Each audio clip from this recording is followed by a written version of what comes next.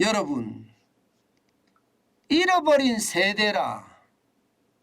어떻게 생각하면 진짜 우울한 세대이기도 합니다. 일본의 1990년대 일본이 완전히 붕괴됐었잖아요. 그때 당시에 1990년 졸업하거나 1991년, 1992년 이렇게 졸업하는 젊은이들 말입니다. 직장을 제대로 못 가졌어요. 알바나 아니면 이게 비정규직으로 다 들어갈 수밖에 없었어요. 누가 뽑아야지요. 정규직으로 들어가죠. 정규직으로. 그러니까 지금 말입니다. 일본 경제에서 보면 1990년, 91년, 92년 이 1990년대생이 굉장히 적습니다.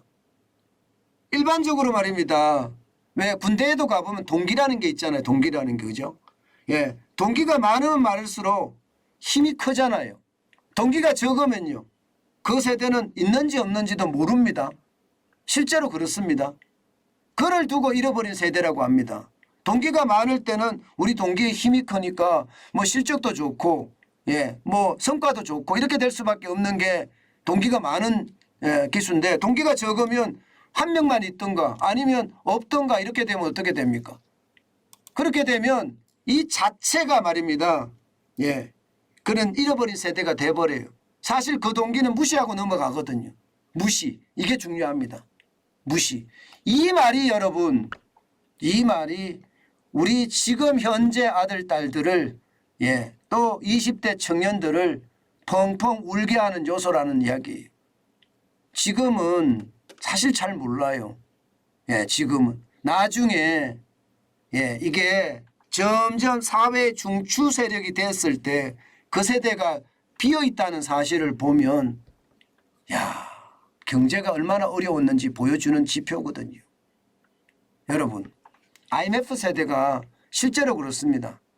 1998년, 1999년 졸업한 세대들 그렇게 많지 않아요.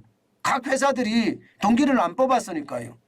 일반적으로 그 시절에 말입니다. 아예 사람이 없는 경우도 있습니다.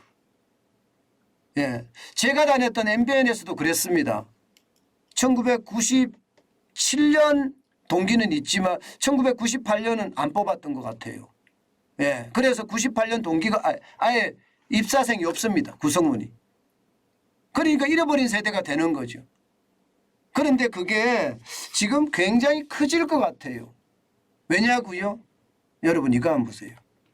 2016년 대비 니트족 증가율입니다. 54.1%나 됩니다. 말이 니트족이죠. 여러분 니트족이란 뜻이 뭡니까? 니트족이라는 게 쉽게 말하면 직업을 구하는 것을 포기하고 부모와 함께 사는 사람들을 니트족이라고 합니다. 청년 무직자를 이야기하는 거예요. 아예 구직을 다녀만 하고 구직 활동을 하지 않는다는 것. 쉽게 말하면 일할 의지는 있으나 일자리를 구하지 못한다는 것. 아니 일할 의지조차도 제대로 없는 사람들을 니트족이라고 하는데 이 니트족이 54.1%나 늘어났어요.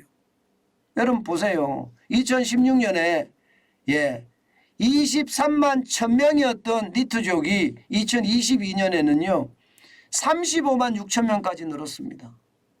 35만 6천. 엄청나죠. 직장 없이 부모가 주는 용돈에 기대서 살고요. 정부가 주는 보조금에 기대서 사는 사람들이 이렇게 많다는 거예요. 35만 6천 명이요. 이러니 여러분 부모된 입장에서는 속 안 터지겠습니까? 자식된 입장에서도 마찬가지일 겁니다. 부모에게 미안해서 속으로는 펑펑 울고 있겠죠. 저는 이런 것을 보면서 말입니다.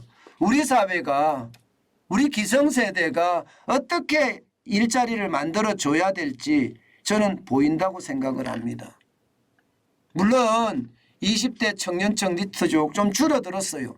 43만 7천 명까지 갔던 게 35만 6천 명까지 줄어들었으니까 줄어들었다고 이야기는 하지만 지금 자포자기 세대가 점점 늘어난다.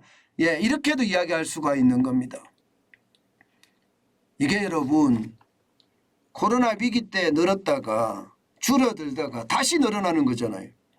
그래서 더 어렵다는 이야기가 되는 겁니다. 참 이것을 보면 안타깝기 그지없습니다. 물론 청년들요. 열심히 사는 친구들도 있어요. 예, 열심히 사는 친구들 한번 보실래요? 예, 이 N잡느라고 합니다. N잡느. 일이 있잖아요. 일자리가 한 개가 아니라 두 개, 세 개, 네 개 되는 친구들을 말합니다. 지금 보시는 것처럼 2020년까지 예, N잡느가 46만 1000명이었는데요. 2022년이 되니까 63만 명으로 늘었습니다. 엄청나게 늘었죠. 이게 뭐 18만 5천 명이나 늘었으니까요. 41.5%나 늘었습니다. 우리 청년들 중에 열심히 사는 청년들도 있다는 뜻이에요. 열심히 사는 청년들도. 문제는요. 이들이 가지고 있는 직업 자체가 정규직이 돼서 일자리가 좀 알짜 일자리가 돼야 되는데 그러지 못하다는 것. 그것이 또 하나의 슬픔이기도 합니다. 이게 정규직은 최소하고요.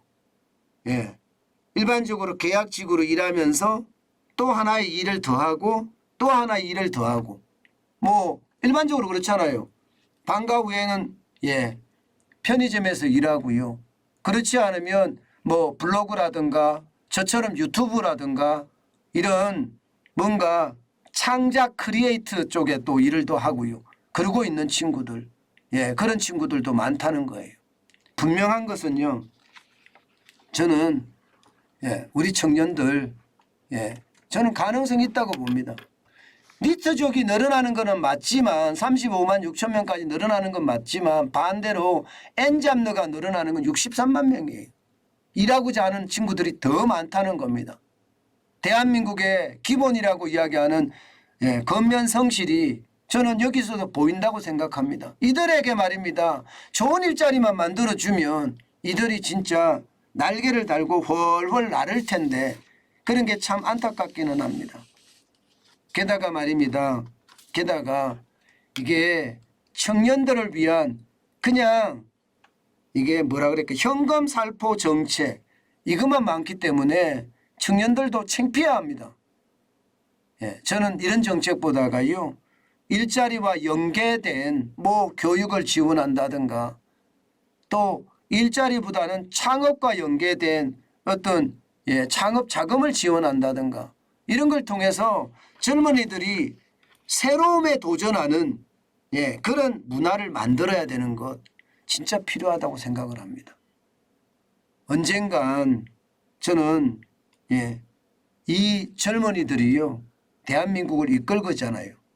이들이 이끌었을 때 대한민국은요 더욱 융성했으면 좋겠습니다. 그만큼 말입니다. 니트족들도 결국 말입니다. 예, 시장에 나올 거고요. 시장에 나오면 대한국인의 근성 저는 가지고 있을 거라고 믿습니다. 그래서 예, 사막에 갖다 놔도 살아나는 대한국인의 어떤 마음가짐 그런 게 발현이 돼서 대한민국을 더 예, 부강하게 만들지 않을까 저는 그런 기대 가져봅니다. 예. 지금은 좀 미약하고 예, 작은 존재일지 모르나 이들은요 전 세계를 이끌어갈 예, 큰 그런 존재가 될 것이라고 다시 한번 믿어 의심치 않습니다.